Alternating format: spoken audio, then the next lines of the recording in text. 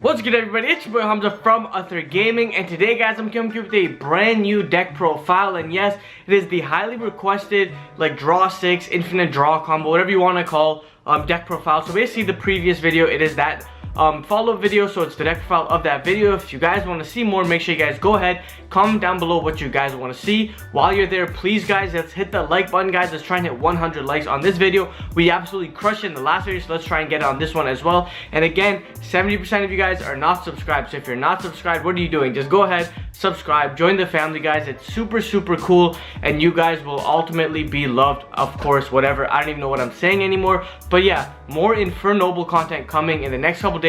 But anyways, I've been talking for far too much and I don't even know what I'm saying. Let's get straight into this video.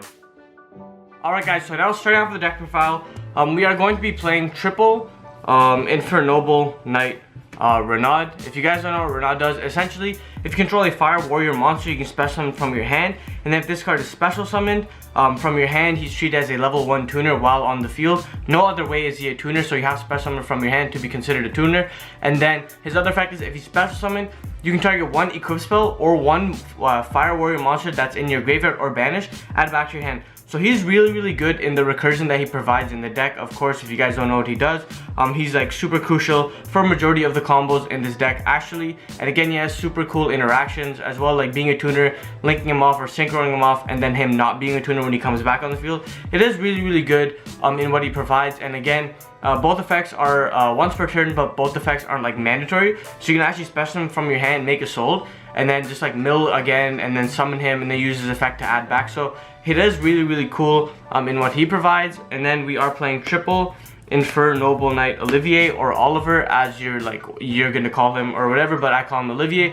Basically, if you don't know what Olivier does, is his effect is you can send one face up equip spell from the field or from your hand, or you can send a face-up fire warrior monster from the field or your hand to the graveyard, special himself again as a level 1 tuner, but naturally he is a level 4 tuner, so he is really good in what he provides as well.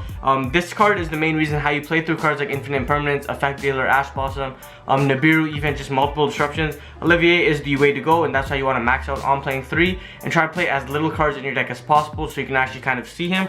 So that's why I decided to play 3 Infernoble Olivier. Then we play double Immortal Phoenix Gearfried. Yes, I know that you can play 3 of him as well in a 40 card deck, but I just felt like playing 2 was good enough in this build as well. In testing, it doesn't really hurt me as much where like the third comes up as much, because the second works as good as the third one. Yes, I know he can function as an extender, and seeing him in your opening hand is really good to play around cards like Nibiru, but you need to understand, so seeing this card in your opening hand is good, but you still need an equip spell to banish, right? So let's get that. You need an equip spell to banish, and on top of that, you still need another way of like getting 2 warriors on the board as well. So now you need an equip spell to banish, you have Gearfried, you need another warrior on board, and then you need another warrior on board, so that's 4, and then you need a 5th card. So it's like really weird, because you still need like the equip spell. I know you can like link the 2 off, but it is very like situational, I would say. So that's why I decided to just play 2 Gearfried instead of 3. And then for the 1-ofs, we play the 1 Infernoble Knight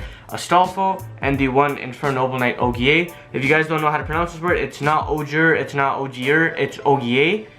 These guys are French, so just like how it's Oliver, it's Olivier, and just like Ogre, it's Ogier. So yeah, you gotta pronounce it Ogier. But yeah, and then Astolfo, I don't know what this man or female. Again, we don't discriminate, guys, it's 2020. But yeah, so Ogier, if you don't know what she does, is essentially when she is summoned, you can Foolish Burial any fire warrior monster or any Infernoble equip. So she is really good actually in what she provides, because she is sort of like a like the Armageddon in the deck, but Ogier plus Renaud actually nets you a lot of play. So this is a 2-card combo to get you the Gearfried on the 4th summon.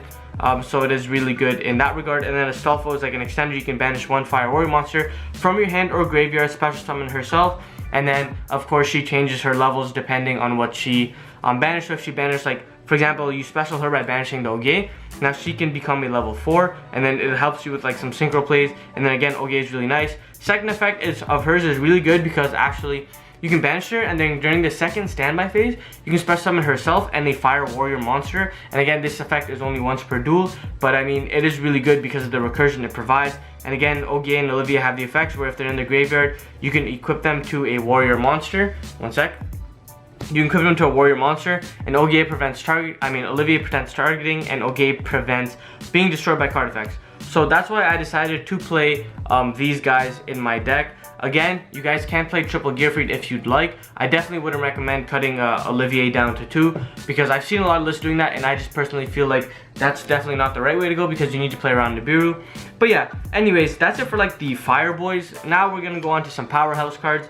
We are rocking our triple Neo Space connector or triple Neo ROM connector. But yeah, if you guys don't know, connector is like literally one of the best one card is sold, if not the best, because it gives you public knowledge of the deck. And now with that is how I'm going to be following up our triple Neo Spacian Aqua Dolphin, because again, we showed you guys in the combo tutorial that public knowledge is so important, and seeing your opponent's hand is so important in order to pull off this combo. So that's why we decided to play triple Aqua Dolphin and triple Neo Space Connector, to actually see our opponent's hand, rip the cards from our hand, and know if we can actually go for the play, or if we can just go for the regular Herald play where we bait the Nibiru and then combo off from there. That's why I decided to play 3 and 3. I decided not to play Sublimation Knight, because I decided to just max out on Aqua Dolphins and then play with the math game and see what I can actually pull off with this deck. And actually, in testing, this deck actually is very powerful, super strong, super good, and that's why I decided to play triple Aqua Dolphin in my build. And then moving on to the extenders, you guys might think I'm a little crazy for this.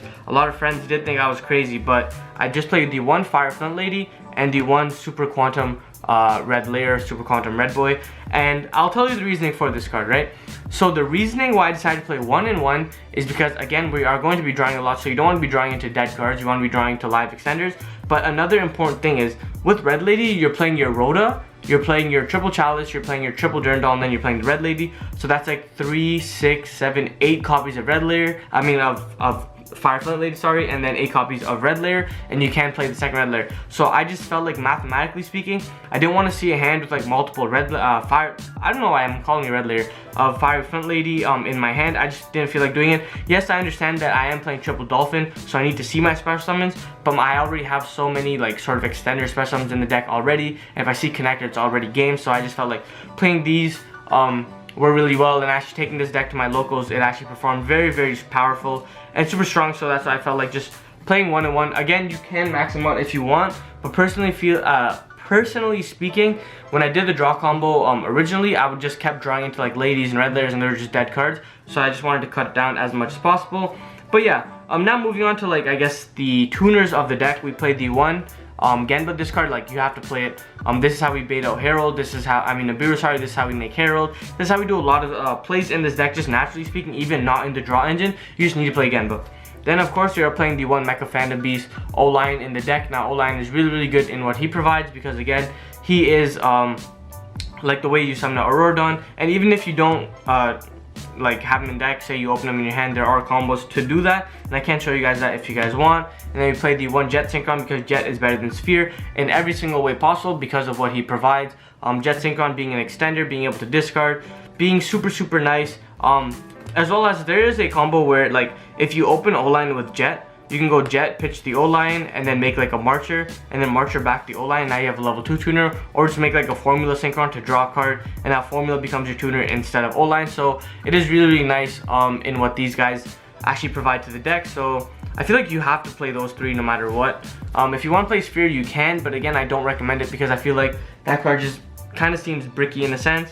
Then moving on to the hand traps, we're playing triple Ash Blossom and Joyous Spring, because again, it is like the most versatile hand trap in the current metagame, and that's why I decided to play Ash Blossom and Joyous Spring. Yes, I know I'm moving the cards, I just want to show you guys how nice these cards look. But yeah, triple Ash Blossom and Joyous Spring. Ash is really good in what she provides, because she actually just hits every deck, every card in the metagame, whether it's a tier 1 or like a tier 1.5 deck. So that's why I decided to play that. And then we are playing triple Psy-Frame Gear Gamma plus the 1 Driver. I decided to put Driver because I actually hate this card. But yeah, this is the hand trap count. I put triple Ash, triple Gamma, and Driver. I chose not to play Impermanence because, yes, I know that you can like Imperm first and then Gamma, but like Imperm can't stop power cards, so Imperm can't really stop Disciple of Nadir. It can't stop like a top deck Terraform. It can't stop like a Pot of Desires, but Ash can. Ash can actually cover all of them. Yes, I know what Imperm actually provides in the deck, but I just felt like playing Ash and Gamma was enough, and it actually doesn't actually hurt you too much when you actually see these cards. So I felt like they were really good. And again, Gamma is like god tier right now this format, so that's why I decided to play Gamma. But that's it for the monsters. Now moving on to our spell cards, you play the triple Heritage of the World Chalice, or Heritage of the Chalice. I don't know why everybody calls it Heritage of the World Chalice. Play triple Heritage of the Chalice. Now, if you guys don't know what Heritage of the Chalice does, is you can add one Noble Knight monster or Noble Arms card from your deck or graveyard to your hand. So make sure you understand this card is actually a Warrior Returning Alive and a Rhoda all in one. He can actually add back from the graveyard and add back from deck, so it is really good in what he provides as well, because like he gives you like sort of like cute little plays where if you like mess up your plays, you can add back like a Renaud, special the Renaud. It is really good. Second effect is super like niche. I don't know if you're ever gonna use it. It's like if a Noble Knight monster you control, while it's equipped with like a Noble Arms card is destroyed, you can add this card back from your graveyard to your hand. It's like an interesting effect. To be honest, I don't really know how nice it comes up, but it is good. Then we play the one Reinforcement of the Army. I mean, it's Rhoda. I don't really need to explain why I play Rhoda in this deck, so let's just move on to Rhoda. Then we play three Infernoble Arms, or Infernoble Arms. Durandal, if you guys don't know what this card does, is essentially it's a Rhoda. Target one monster on the field, equip it. That's not its effect that you use to equip it. Its effect is you can add one level 5 or lower fire warrior type monster from your deck to your hand, then destroy this card. Second effect is if the monster it's equipped to dies, you can special summon like one monster from your graveyard, but like he has the clause where like it's like you're like locked into warriors for the rest of the turn. That effect doesn't really come up as much. I guess if you want to like chump block, you can equip it and then like pass and then, you know, chump block. But the other effect to Rhoda is really good, and that's what I was saying. So I'll show you the math now. So now we have 3, 4, 5, 6, 7. We have 7 Rhodas followed by 8 copies of each of these cards, right?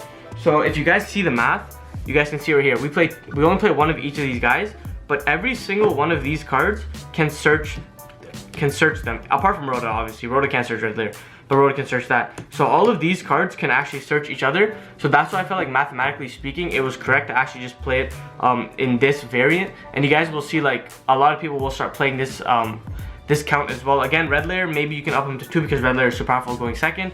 But apart from that, I feel like this is like the best count that you can play these cards in. And again, that's what I was saying, where you're playing so many extenders and so many search cards as well, you can just get away with those cards. Moving on to the other equips, you play the one Divine Sword, one Living Fossil, and the one Smoky. If you guys don't know what any of these cards do, I would be surprised. Divine Sword's like busted. Living Fossil is basically like Premature Burial. And Smoke Grenade, this is the reason why the deck functions, is you just rip cards from your opponent's hand. And that's why I feel like Smoke Grenade is like so insane. Can you play this deck without Smoke Grenade? Probably not, to be honest, because the whole deck revolves around Smoke Grenade during the end phase. I mean, you can do some sort of like weird synchro where you like turbo a VFD, but you're still not ripping cards from your opponent's hand. And I feel like ripping cards is just so important in like being a combo deck, being able to rip cards from your opponent's hand. Like playing through hand traps is one thing, but then looking at your opponent's hand, taking out their starters or board breakers is even better, and then just negating whatever they do. So I feel like you have to play Smoke Grenade in this deck. And then moving on to our MVP, we play triple tactical talents, triple tactic talents, triple talents that are tactical, triple whatever. You guys know what I'm talking about. If you guys don't know what this card does, essentially it has 3 effects. If your opponent activated effect during the main phase, you can use one of these 3 effects. You can draw 2 cards, you can take control of one of your opponent's monster, take control of one monster your opponent controls, non-targeting, and you can look at your opponent's hand and then shuffle a card back. So this is actually how you can potentially loop 5 cards from your opponent's hand, if not more. Because basically, say they hand trap you, because 9 times out of 10 they're going to hand trap the connector, right? No matter what they do, they will always hand trap the connector because they don't want to lose the hand trap. So you go normal summon connector, you go connector effect, right? They go, oh snap, Ash. You go, okay, talents. Now you look at your hand and you can see, okay, can I play through that? Do I have an extender? If the answer is yes, I'm gonna look at my opponent's hand and I'm gonna stop him from playing the game. If the answer is no, I'm gonna draw 2 cards, draw into my extenders, and actually combo off from there. So that's why Talents is really, really good in this deck. And if you notice, I don't play Call of the Game because I feel like Talents is better, because the deck can inherently play through cards like Ash Blossom, cards like Ghost Ogre, Droll. Like those cards don't hurt. The cards that hurt, you can't call out the game. So Imperm, Gamma, Nibiru, you can't call out the game those cards. So what can you do? You have to play as many recovery cards possible. So that's why I feel like Talent is super insane in this current metagame. And then we wrap it off with the one magical Midbreaker Field. If you guys know what Midbreaker says, is during the main phase 1. neither player can target their opponent's cards or destroy their opponent's cards, or monsters, sorry, not cards. But yeah, this card's really good because, again, like I said, you can't hit cards like Imperm and Gamma, but with Call by the Grave. So basically, you activate Midbreaker Field, and now you just go like normal connector effect. Your opponent can't Imperm it, they can't Gamma it, well, they can Gamma it, but it won't be destroyed. They can't Ogre it, it turns off a lot. It turns off Veiler, it turns off Moonlit and Chill, it turns off a lot of those cards. So that's why I decided to play Magical Midbreaker Field in my deck. And that's it for the deck, guys. We are rocking 42 nice juicy cards in the main deck. Again, you guys can cut cards like the second Gear Free. I see a lot of people cutting that. You can cut like a Midbreaker, you can cut like the Double Dolphin, you can like up the count of other cards. So that's why I decided to go with that variant. And now moving on to the extra deck really quickly. We played the one Link Cross. Let me put this guy right here. We played the one Link Cross. We play the double Isolde Twin Tails of the Noble Knights. Again, if you guys don't know what Isolde does, I don't know what you're doing. We play the one Crystron Needle Fiber, and we play the one Mecha Phantom Beast Aurorodon for the Link. So, if you guys don't know what Link Cross does, summon 2 tokens. 2 Isolde, you absolutely have to play. I know a lot of people are playing like double Needle Fiber. You don't need Needle Fiber. You don't necessarily need 2 Needle Fiber in your deck, but you do need 2 Isolde because the amount of people who are actually interrupting the first Isolde is actually insane. And people don't understand, this deck doesn't make the most unbreakable board going first, but it makes a very problematic board that once your opponent can't out, you make the second Assault and then you proceed from there. The second Needle Fiber doesn't really help because 9 times out of 10, if you already combo turn 1, the second Needle Fiber is not going to come up because you don't have another good tuner to summon from deck, like apart from a Hand Trap. And why would I even want to summon a Hand Trap, you know what I mean? So there's no point in actually playing the second Needle Fiber, just play the second Assault. Like, trust me guys, you guys literally will not regret it if you play the second Assault. But that's it for the links. Now moving on to the synchros, we play a whole whopping amount of synchros. So I'm gonna put them right here. We played the one Formula Synchron.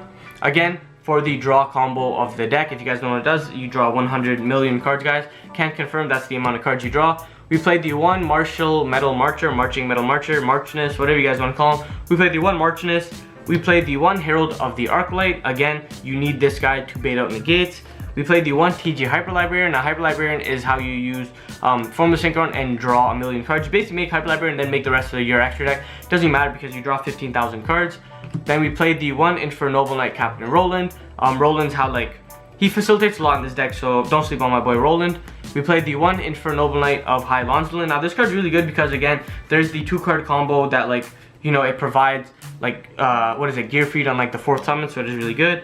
We played the one Coral Dragon because you need a level 6 Synchro Monster. Please do not play Coral Dragon. You have to play a level 6 like Synchro Monster. Either play Charge Warrior because he's a non-tuner and draw card, or play Coral Dragon. Like, please play one or the other. Don't play this deck without it. Like, I know people like they want to cut cards and they want to play whatever they want, but please do not cut this card. Like, you absolutely need Coral Dragon in this deck. Like, I don't understand why people are cutting it, but don't cut it.